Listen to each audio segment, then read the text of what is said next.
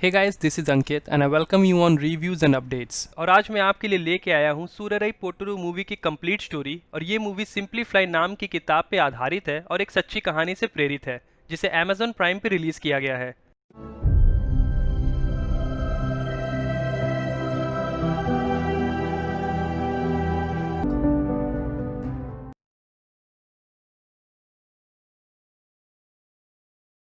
कहानी की शुरुआत 2003 चेन्नई इंटरनेशनल एयर स्पेस से होती है, जहां फ्लाइट नंबर डेक्कन एयर 582 को फ्यूल इमरजेंसी होने के बावजूद लैंड करने नहीं दिया जाता। जिसके बाद मारा पायलट को तंबरम एयरफोर्स के रनवे पे फ्लाइट लैंड करने को कहता है और अगर कोई प्रॉब्लम हुई तो मारा संभाल लेगा। पायलट फिर फ्लाइट को मिलिट्री रनवे पे लैंड करने की परमिशन मांगता है, पर ज्यों कि ये मिलिट्री टेरिटरी है तो उसे परमिशन नहीं मिलती। लेकिन ज्यों कि फ्लाइट में फ्यूल खत्म होने वाला है तो परमिशन ना मिलने के बावजूद भी पायलट फ्लाइट को मिलिट्री रनवे पे लैंड करता है और लैंडिंग के दौरान पायलट चोटिल हो जाता है और रिस्पॉन्ड नहीं करता। इतने में मारा भी अपने दोस्त के साथ रनवे पे पहुंच जाता है, जहां ऑफिसर्स आके उसे घेर लेते हैं। कहानी फिर 6 साल पहले 1997 से दिखाई जाती है, जहां सुंदरी नाम की लड़की मारा से अपने रिश्ते की बात करने उसके गांव जाती है और ट्रेन में एक आदमी की बाकी के पैसेंजर्स के साथ सीट को लेकर बहस होती है। तो वो पैसेंजर्स बताते हैं कि वो शोलावंदम नाम के स्टेशन पे उतर जाएंगे और वो आदमी कहता है कि ये एक्सप्रेस ट्रेन है जो शोलावंदन में नहीं रुकती। जिसपे वो पैसेंजर कहती है कि मारा की वजह से कोई भी ट्रेन शोलावंदम में रुके बिना आगे नहीं जा सकती। फिर उनमें से एक पैसेंजर कहती है कि आगे से वो लोग फ्लाइट से ट्रैवल करने वाले हैं क्योंकि मारा उनके लिए एयरप्लेन लाने वाला है। और सुंदरी ट्रेन में बैठे हुए सारी बातें सुनती है। सुंदरी जब मारा से मिलती है तो मारा अपने बारे में सब सच सच बताता है कि वो पूरी तरह से कर्ज में डूबा हुआ है और वो जो भी कमाता है वो लोन की रीपेमेंट में चला जाता है और उसके पास सिर्फ एक ही चीज़ है, एयरलाइन कंपनी शुरू करने का आइडिया। उसे भी 24 बैंकों ने रिजेक्ट कर दिया है। ये सुन सुंदरी अपने बारे में बताती है कि उसे अब तक 20 लड़कों ने रिजेक्ट कर दिया है और उसे खाना बनाना, गाना या नाचना नहीं आता और उसे बेकरी का बिजनेस शुरू करना है। फिर सुंदरी मारा से पूछती है कि वो अपने एयरलाइन को फाइनेंस कैसे करेगा और उससे वेंचर कैपिटलिस्ट के बारे में पूछती है।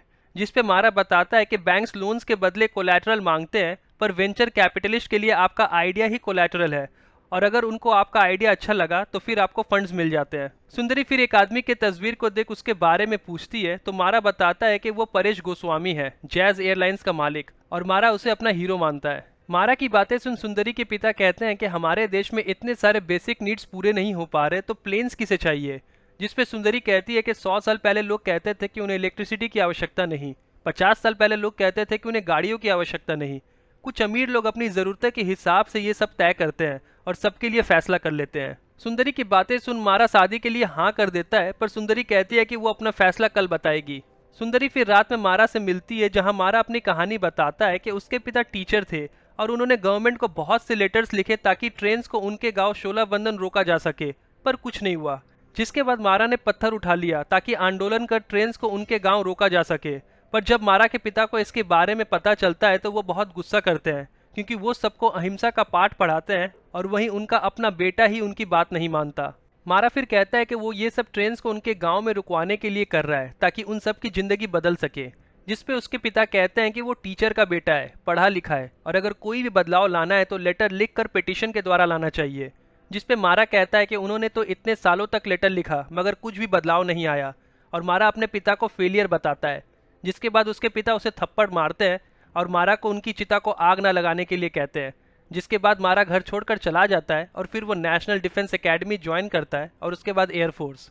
मारा फिर अपनी माँ को लेटर लिख ये बताता है कि वो पायलट बन चुका है और ऑफिसर नायडू के बारे में भी बताता है जो उन्हें बहुत सताते हैं और उसके पिता के तरह ही टॉर्चर करते हैं। आगे हम देखते हैं कि मारा एकेडमी से फोन कर अपनी माँ से बात करता है, जहाँ उसकी माँ बताती है कि उसके पिता भी आए हुए हैं उससे बात करने के लिए, लेकिन लाइन में डिस्टरबेंस होने के कारण मारा की उसके पिता से बात नहीं हो पाती और उसके पिता को ऐसा लगता है कि मारा उन्हें लूजर समझता है, जिसकी वजह से वो बात नहीं करना चाहता। मारा अपने पिता से बात करने के लिए दोबारा फोन लगाता है, पर ऑफिसर नायडू उससे कहते हैं कि लोग कतार पे खड़े हैं और फोन पे बात करने के लिए महीने में 3 मिनट दिए जाते हैं जो पूरी हो चुकी है और उसे अगले महीने कॉल करने को कहते हैं। कहानी फिर दोबारा 1997 से दिखाई जाती है, जहां अगली सुबह मारा मस्त बाल वाल कटवा कर आता है, पर सुंदरी शादी के लिए मना कर देती है क्योंकि मारा ने ऑलरेडी अपने एयरलाइंस के सपने से शादी कर ली है और सुंदरी भी अपनी बेकरी खोलना चाहती है और वो चाहती है कि पहले वो दोनों अपने सपने पूरे करें।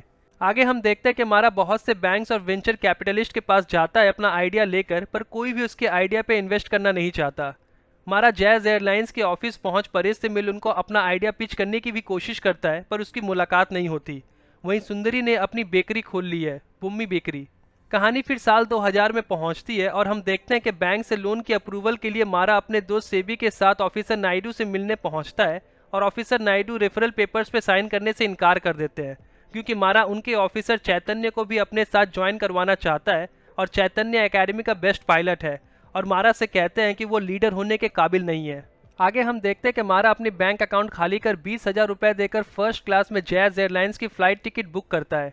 और मारा का इतनी महंगी टिकट बुक करने का कारण है कि उस फ्लाइट में परेश गोस्वामी भी रहेंगे, और मारा परेश को अपने आइडिया के बारे में बता सकेगा। वहीं एयरपोर्ट पे मारा की मुलाकात चित्र रामास्वामी नाम की ऑल इंडिया रेडियो के रिपोर्टर से होती है। परेश के फ्लाइट बोर्ड करने के बाद मारा परेश से मिल उसे अपना आइडिया पिच करता है। वो बताता है कि वो आम लोगों के लिए लो कॉस्ट एयरलाइन स्टार्ट करना चाहता है। परेश फिर उसकी बात सुन कहता है कि लो कॉस्ट एयरलाइन से प्रॉफिट कमाना इम्पॉसिबल है, जिसपे मारा कहता है कि ये पॉसिबल है। मारा बताता है कि आज बिना ट्रैवल एजेंसी के कोई भी इंडियन एयर टिकट्स बुक नहीं कर सकता, और उस टिकट प्राइस का एक बड़ा हिस्सा ट्रैवल एजेंट के पास चला जाता है एज अ कमीशन, और वो ट्रैवल एजेंसी को बाईपास कर इंटरनेट के जरिए टिकट्स बुक करना चाहता है।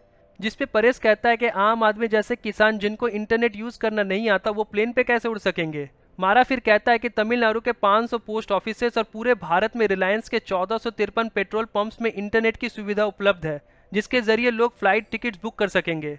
परेश फिर कहता है कि इंटरनेट के जरिए टिकट बुक करने के लिए स्पेशलाइज्ड सॉफ्टवेयर की ज़रूरत पड़ती है। मारा बताता है कि इंटरवर्ल्ड नाम की कंपनी मेजर एयरलाइंस के लिए टिकटिंग सॉफ्टवेयर बनाती है, और मारा ने उनसे बात कर ली है, और वो इसके लिए मान भी गए हैं, और इस तरह से वो एक ही फ्लाइट में एक टेलर से लेकर टेक्सटाइल के बिजनेसमैन को ट्रैवल करवा सकते हैं। परेश मारा की सारी बातें सुन कहता है कि वो ऐसा कर सकता है, पर करेगा नहीं, क्योंकि कोई क्यों चाहेगा कि प्लेन्स में भिखारी और कुलिश ट्रैवल करे। परेश फिर मारा को फर्स्ट क्लास से इकोनॉमी में ले जाने के लिए कहता है, पर मारा जाने से इनकार करता है, क्योंकि उसने पैसे देकर फर्स्ट क्लास की टिकट खरीदी है। जिसके बाद परेश फ्लाइट को दोबारा चेन्नई की तरफ मोड़ देता है और कहता है कि मारा ने भले ही टिकट खरीदी है, पर यह प्लेन परेश का है। फ्लाइट से उतरने के बाद मारा की मुलाकात प्रकाश बाबू से होती है, जो उस फ्लाइट में ही था, और प्रकाश एससीआई वेंचर कैपिटलिस्ट से है, और प्रकाश मारा की बात सुनने के लिए उसे 5 मिनट देता है। जिसके बाद मारा उसे एक होटल में ले आता है और उसके लिए डोसा ऑर्डर करता है। मारा फिर प्रकाश से कहता है कि आज चेन्नई से दिल्ली की फ्लाइट के टिकट प्राइस 12,000 की है और फर्स्ट क्लास की 20,000, जिसपे प्रकाश कहता है कि एयरलाइन बिजनेस एक कॉस्टली बिजनेस है।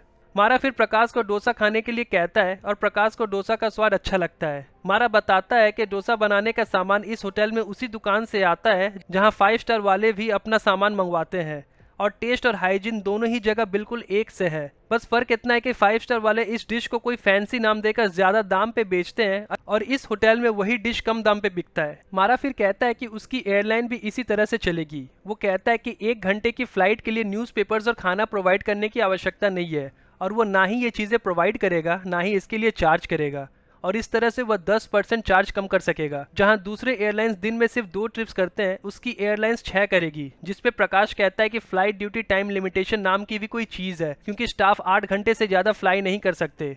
तो मारा कहता है कि वो 3 शिफ्ट्स लगा सकते हैं, और सारे चेक्स मानने के बाद भी 14 घंटे फ्लाई कर सकेंगे। मारा की बातें सुन प्रकाश बहुत इंप्रेस होता है, और उसे अगले महीने ऑफिस आकर बाकी के बोर्ड मेंबर्स को भी कन्विंस करने को कहता है। मारा फिर सुंदरी से मिलने पहुंचता है और बताता है कि उसकी एयरलाइन कंपनी 1 महीने में शुरू होने वाली है, और उससे शादी करने को कहता है, और सुंदरी फिर शादी के लिए राजी हो जाती है। आगे हम देखते हैं कि मारा एससीआई वेंचर कैपिटलिस्ट के बोर्ड मीटिंग में पहुंचता है, जहां बोर्ड मेंबर्स कहते हैं कि एक बोइंग प्लेन की कीमत 136 करोड़ है और सेकंड हैंड प्लेन की कीमत 90 करोड़, तो वो 10 करोड़ से क्या कर पाएगा। मारा फिर कहता है कि वो प्लेन्स खरीदेगा नहीं बल्कि लीज पे लेगा, और कैलकुलेशन कर बताता है कि कैसे वो 70% ऑक्यूपेंसी या 70% से कम की ऑक्यूपेंसी भी प्रॉफिट कमा सकते हैं। आगे मारा बताता है कि यूएस में हुए ट्विन टावर अटैक के बाद प्लेन एम नाम की एयरलाइन कंपनी को बहुत नुकसान झेलना पड़ रहा है, और वो अपने प्लेन्स आधे से कम दाम में देने के लिए राजी हो गए हैं। बोर्ड मेंबर्स मारा की बातें सुन उसे फंड्स देने के लिए तैयार हो जाते हैं, और अब मारा को सिर्फ डीजीसीए से लाइसेंस लाना है, जिसके बाद वो अपनी एयरलाइन कंपनी खोल सकता है। आगे हम देखते हैं कि प्रकाश मारा से प्लेन्स को तुरंत ही रिजर्व करने के लिए पैसों का इंतजाम करने को कहता है। प्रकाश बताता है कि फंड्स आने में 6 महीने लग जाएंगे, और अगर इस दौरान प्लेन एम ने प्राइस बढ़ा दिए या फिर इस आइडिया को किसी ने चुरा लिया तो प्रॉब्लम हो जाएगी। प्रकाश फिर कहता है कि अनलाइसेंस्ड प्लेन्स इंडिया में नहीं आ सकते और वो चाहता है कि प्लेन्स को मलेशिया में ले जाया जाए और वहीं पेंटिंग और स्टिकरिंग का काम किया जाए और डीजीसीए से लाइसेंस मिलने के बाद प्लेन्स को इंडिया लाया जा सकता है और इस सब में 47 लाख का खर्चा आएगा जिसका इंतजाम मारा को करना है। मारा फिर अपने घर और जमीन को गिरवी रख पैसों का इंतजाम करता है। आगे हम देखते हैं कि मारा डीजीसीए के ऑफिस लाइसेंस के लिए चक्कर काटे जा रहा है, पर डीजीसीए का चेयरमैन अनंत उससे मिलना नहीं चाहता और अनंत का असिस्टेंट बताता है कि रतन टाटा ने टाटा एयरलाइन की शुरुआत करने के लिए इस ऑफिस के 20 सालों तक चक्कर काटे और वो फेल हो गए, तो उसके सामने मारा कुछ भी नहीं और उससे दोबारा डीजीसीए आने के लिए मना करता है। डीजीसीए से लाइसेंस ना मिलने के कारण एक और जहां फ्लाइट की पेंटिंग और बाकी के खर्चों की वजह से पैसे खत्म हो रहे हैं, तो दूसरी तरफ मारा ने जो लोन लिया था उसका भी इंटरेस्ट वो पे नहीं कर पा रहा। आगे मारा को पता चलता है कि अब्दुल कलाम के प्रेसिडेंट बनने के बाद ऑल इंडिया रेडियो की तरफ से चित्रा रामास्वामी प्रेसिडेंट का इंटरव्यू लेने वाली है और मारा चित्रा को कन्विंस कर उसका वॉइस रिकॉर्डिस्ट बन उसके साथ प्रेसिडेंट से मिलने पहुंच जाता है। मारा प्रेसिडेंट अब्दुल कलाम से अपनी कहानी बताता है। कहानी फिर फ्लैशबैक से दिखाई जाती है जब मारा पायलट था। मारा जब अपनी माँ को कॉल करता है तो वो बताती है कि उसके पिता की तबीयत बहुत ख़राब है और उसके पिता जिंदा सिर्फ मारा को एक बार देखने के लिए है और डॉक्टर ने जवाब दे दिया है कि वो बचेंगे नहीं। मारा फिर अपनी माँ से कहता है कि वो कल सुबह 11 बजे तक घर पहुंच जाएगा। मारा जब एकेडमी से निकलता है तो उसके दोस्त उसे फ्लाइट के टिकट के लिए 6000 देते हैं, पर रिसेप्शनिस्ट बताती है कि इकोनॉमी क्लास की टिकट बुक हो चुकी है और बिजनेस क्लास की टिकट की प्राइस 11,200 है और मारा के पास सिर्फ 6000 है। मारा फिर कहता है कि वो पैसों का इंतजाम कर रहा है और फ्लाइट छूटने में सिर्फ 5 मिनट बचे हैं, जबकि अगली फ्लाइट 2 दिन बाद है। मारा फिर एयरपोर्ट के पैसेंजर से कहता है कि उसके पिता बहुत बीमार है और फ्लाइट के टिकट के लिए पैसे कम पड़ रहे हैं। वो एक एक पैसेंजर से दरखास्त करता है, उनसे विनती करता है कि वो उसे बाकी के पैसे दे दे ताकि वो टिकट खरीद सके और वो पैसे लौटा देगा। वो यहाँ तक कि पैसों के बदले उसके पास जो सोने की रिंग है वो भी देने को तैयार है। वो अपना एड्रेस, फ़ोन नंबर भी देता है। ये भी बताता है कि वो 87 बैच का एयरफोर्स ऑफिसर है। मारा लोगों के पैरों पर गिरकर पैसों के लिए भीख मांगता है, पर पैसे देना तो दूर, लोग उसे भला बुरा कहते हैं और फिर सिक्योरिटी उसे एयरपोर्ट से बाहर निकाल देती है। अपने घर पहुंचने के लिए मारा टैक्सी, ट्रक, बाइक और ट्रेन का सहारा लेता है और ट्रेन उसके गांव शोलावंदन पे रुकती नहीं और जब तक मारा घर पहुंचता है तब तक उसके पिता की मृत्यु हो जाती है और उनका क्रियाक्रम भी हो चुका था। मारा की माँ उसे बहुत भला बुरा कहती है। वो कहती है कि अगर मारा एक बार अपने पिता से मिल लेता तो उसके पिता शांति से जा पाते और उसके पिता दरवाजे पे उसकी रात ताकते गुजर गए। उसकी माँ बताती है कि उन दोनों के बीच हुए झगड़े के कारण उसके पिता भले ही मारा से बात नहीं करते थे, पर वो उस पर बहुत गौरवान्वित थे और उन्होंने सब कुछ जो वो ना कह सके चिट्ठियों में लिख के रखा है। मारा फिर रोते हुए कहता है कि उसके पास फ्लाइट के टिकट के पैसे नहीं थे, जिसकी वजह से वो समय पे नहीं पहुंच सका। कहानी फिर प्रेजेंट समय से दिखाई जाती है, जहां मारा प्रेसिडेंट से कहता है कि उसके पिता की मृत्यु के बाद अगले 3 साल एयरफोर्स में उसकी सिर्फ एक ही सोच थी कि वो आम लोगों के लिए प्लेन यात्रा उपलब्ध करवा सके। मारा की बातें सुन प्रेसिडेंट अब्दुल कलाम डीजीसीए को लेटर लिखते हैं, जिसके बाद मारा को डीजीसीए की तरफ से लाइसेंस मिल जाता है और मारा का काम जोरों शोरों से शुरू हो जाता है। आगे हमें पता चलता है कि डीजीसीए का चेयरमैन अनंत परेश से मिला हुआ है और परेश कहता है कि मारा कभी उड़ना नहीं चाहिए।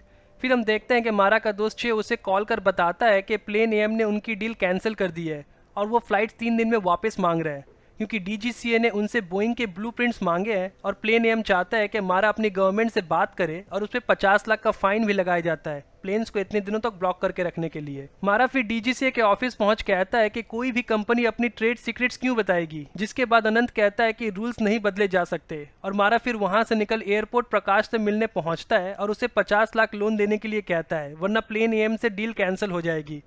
प्रकाश फिर कहता है कि 647.38 करोड़ ये परेश की इनकम है सिर्फ उनकी ट्रैवल एजेंसी से, वो भी हर साल, और मारा चाहता था कि परेश उसे ज्वाइन करे और खुद की ट्रैवल एजेंसी बर्बाद कर ले। प्रकाश फिर बताता है कि परेश HCI वेंचर कैपिटलिस्ट का एंजल इन्वेस्टर है। परेश उन सबको कंट्रोल करता है और परेश के कहने पे ही प्रकाश मारा के साथ जुड़ा और बहुत आसानी से परेश ने मारा को ख़त्म कर दिया और जब तक मारा अपने कर्जे चुकाएगा तब तक वो पूरी तरह ख़त्म हो जाएगा। प्रकाश फिर कहता है कि वो लोग एक दिन में नियम बना भी सकते हैं और तोड़ भी सकते हैं और उसकी प्लेन एम की फ्लाइट को परेश ने खरीद लिया है और प्रकाश मारा को परेश से दोबारा ना भिड़ने की सलाह देता है। मारा फिर गुस्से में परेश से मिलने उसके ऑफिस जाता है, पर परेश की सिक्योरिटी उसे बाहर निकाल देती है और सभी जगहों से धोखा खाने के बाद मारा अब घर पे ही रहने लगा है और आगे हमें पता चलता है कि सुंदरी माँ बनने वाली है। मारा को एक दिन गौरैया पक्षी देख ये समझ आता है कि जिस तरह गौरैया ना ही ज्यादा बड़ी होती है और ना ही ऊंचा उड़ती है, इसलिए उसे कम खाने की आवश्यकता होती है। ठीक उसी तरह अगर वो छोटे फ्लाइट्स का इस्तेमाल करे तो उसमें कम फ्यूल की जरूरत होगी और टिकट्स के दाम और भी सस्ते होंगे। और मारा इंडिया में पहली बार कार्गो प्लेन्स को पैसेंजर प्लेन्स में कन्वर्ट करने वाला है। मारा फिर टर्बोप्रॉप्स नाम की कार्गो प्लेन्स बनाने वाली कंपनी से पैसेंजर प्लेन्स के लिए जॉइंट वेंचर करता है, पर टर्बोप्रॉप से लंबे सफर तय नहीं किए जा सकते, इसलिए ये प्लेन्स एक या दो स्टॉप्स लेकर लंबे डेस्टिनेशंस तय करेंगे। परेश कुछ दिनों के लिए इंडिया से बाहर गया हुआ है और इसी का फायदा उठा के मारा कंपनी को रजिस्टर कर प्लेन्स इंडिया में लाना चाहता है। पर परेश को आभास हो जाता है कि कुछ गड़बड़ है और वो अनंत को फोन कर पता लगाने को कहता है, जिससे पता चलता है कि मारा ने टर्बोप्रॉप कंपनी को सामने रख के सुंदरी के नाम पे दूसरी कंपनी रजिस्टर करवा के ज्वाइंट वेंचर किया है और अनंत ने ऑलरेडी उस पर सिग्नेचर कर दिए हैं। और अब परेश चाहता है कि मारा के प्लेन्स इंडिया में लैंड नहीं करने चाहिए। आगे हम देखते हैं कि मारा का दोस्त काली उससे मिलने गांव से आया हुआ है और उसे पता चलता है कि एयरलाइंस के लिए मारा को 3 करोड़ चाहिए। जिसके बाद अचानक से मारा को बैंक में बुलाया जाता है क्योंकि उसके अकाउंट में अचानक उसके गांव से बहुत पैसे डिपॉजिट होने लगे हैं। और मारा जब अपने गांव कॉल करता है तो पता चलता है कि गांव वाले मारा को सपोर्ट करने के लिए अपनी जमीन जायदाद गिरवी रख पैसे इकट्ठा कर मारा को भेज रहे हैं। फिर हम देखते हैं कि जितने भी मेजर एयरपोर्ट्स है वो परेश के कंट्रोल में है और इसलिए मारा अबैंडन्ड एयर स्ट्रिप्स का इस्तेमाल करने वाला है और पूरे इंडिया में ऐसे 500 एयर स्ट्रिप्स है और उन एयर स्ट्रिप्स को प्लेन्स लैंड करवाने के अनुसार तैयार करवाया जाता है। वहीं से भी टिकट्स बुक करने के लिए सॉफ्टवेयर पे काम कर रहा है। मारा की एयरलाइन डेक्कन एयर को पायलट्स ना मिले, इसलिए परेश पायलट्स को मारा की सैलरी से 3 गुना ज़्यादा पे करता है। मारा फिर रिटायर्ड मिलिट्री एविएटर्स को अपने प्लेन का पायलट बनाता है और इन्होंने फाइटर प्लेट्स चलाए हैं।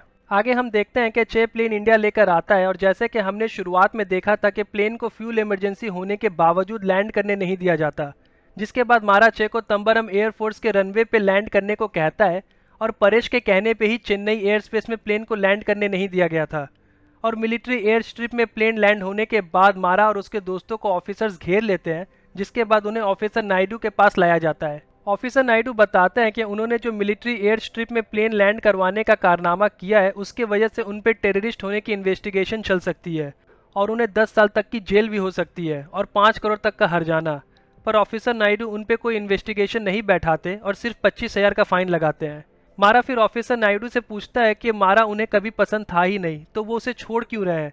तो ऑफिसर नायडू बताते हैं कि मारा जो करने जा रहा है वो उन दोनों के ईगो से बहुत बड़ा है और उसे एक ट्रू लीडर कहते हैं।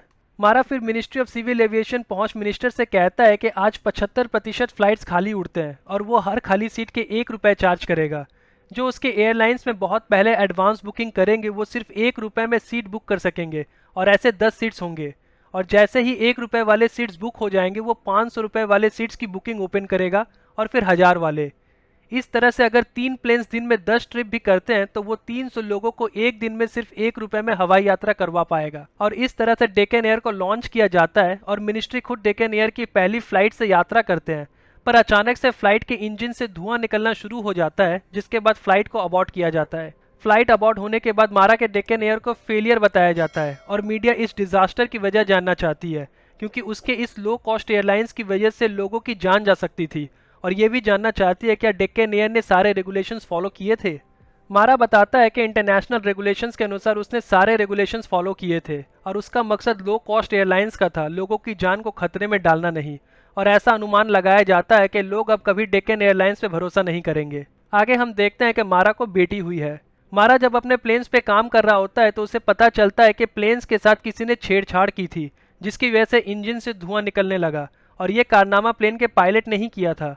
पायलट मारा से कहता है कि उसके घर में प्रॉब्लम्स चल रहे थे, जिसे सॉल्व करने के लिए उसने परेश का साथ दिया। डेक्कन एयर पे इन्वेस्टिगेशन बैठती है जहां पायलट यह कबूल करता है कि गलती उसकी थी और डेक्कन एयर को सारे चार्जेस से बरी किया जाता है।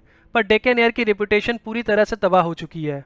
आगे हम देखते हैं कि बलैया, जिसकी अपनी एयरलाइंस कंपनी है, वो डेक्कन एयर को अपनी कंपनी के साथ मर्ज करना चाहता है और इसके लिए वो मारा को 16 करोड़ देने के लिए भी तैयार है। पर इसके बाद डेक्कन एयर पे सिर्फ अमीर ही ट्रैवल कर पाएंगे। पर बलैया जिस तरह से उसकी एयरलाइंस को खरीदना चाह रहा था, मारा को अपनी एयरलाइंस पे दोबारा विश्वास होता है कि वो डेक्कन एयर को कामयाबी तक पहुंचा पाएगा। एक और जहां मारा रेडियो स्टेशन पे इंटरव्यू कर बताता है कि उसने डेक्कन एयर की शुरुआत किस मकसद से की और परेश गोस्वामी किस हद तक जा सकता है उसकी एयरलाइन को नुकसान पहुंचाने के लिए, क्योंकि परेश नहीं चाहता कि गरीबों को भी वो सुविधा प्राप्त हो जो अमीरों को हो रही है। वहीं परेश न्यूज़ चैनल्स पे इंटरव्यू कर ये बताता है कि डेक्कन एयर से ट्रैवल करना खतरे से खाली नहीं है और डेक्कन एयर से ट्रैवल करने का मतलब है अपनी जान से खेलना। मारा फिर बताता है कि उसके फ्लाइट्स बिल्कुल सेफ है और उसने सारे चेक्स फॉलो किए हैं, और इसका सबूत देने के लिए वो अपने पहली फ्लाइट्स पे अपनी माँ और बीवी और बच्ची को ट्रैवल करवाएगा। डेक्कन एयर फिर से उड़ान भरने वाली है और पहले की तरह कोई हादसा ना हो इस बात को मद्देनजर रखते हुए मारा दिन रात प्लेन्स की निगरानी खुद ही कर रहा है कि तभी ऑफिसर नायडू प्लेन्स की सेफ्टी के लिए अपने ऑफिसर्स तैनात करते हैं। 25 अगस्त 2003 को डेक्कन एयर की पहली फ्लाइट DA581 चेन्नई से तूतुकुड़ी के लिए उड़ान भरने वाली है, लेकिन फ्लाइट बोर्ड करने के लिए सुंदरी के अलावा कोई नहीं आया और फ्लाइट कैंसिल हो जाती है। फिर हम देखते हैं कि सेवी बताता है कि फ्लाइट की टिकट्स बुकिंग में उससे गड़बड़ी हो गई है और चेन्नई की फ्लाइट टिकट उनके तरफ से कंफर्म नहीं हुई और सॉफ्टवेयर ग्लिच के कारण जितने भी टिकट्स बुक हुए थे वो सारे कैंसिल हो गए। इसी वजह से टिकट्स बुक करने के बावजूद कोई भी पैसेंजर नहीं पहुंचा और लोगों का उन पे से विश्वास नहीं टूटा है, और मदुरई से चेन्नई की फ्लाइट और विजयवाड़ा से चेन्नई की फ्लाइट पूरी तरह से बुक्ड है और वो लोग जीत गए हैं। मारा फिर देखता है कि मदुरई से चेन्नई आने वाली फ्लाइट DA582 चेन्नई लैंड करती है और फ्लाइट पूरी तरह बुक्ड थी, जहां उसके गांव से भी लोग उस फ्लाइट पे आए हुए हैं जिसमें उसकी माँ और उसका दोस्त काली भी है, और फ्लाइट DA589 भी विजयवाड़ा से चेन्नई पहुंचती है, वो भी 100% ऑक्यूपेंसी के साथ। और इस तरह से मारा और उसके दोस्तों ने अपना लो कॉस्ट एयरलाइन शुरू करने का सपना पूरा किया और हर मोड़ पे रुकावट आने के बावजूद भी मारा लड़ता रहा और जीत हासिल की। अगर आपको ये वीडियो अच्छी लगे तो इसे लाइक ज़रूर करना और अपने फैमिली और फ्रेंड्स के साथ शेयर करना। आगे आने वाले वीडियोस के लिए चैनल को सब्सक्राइब करना ना भूलें।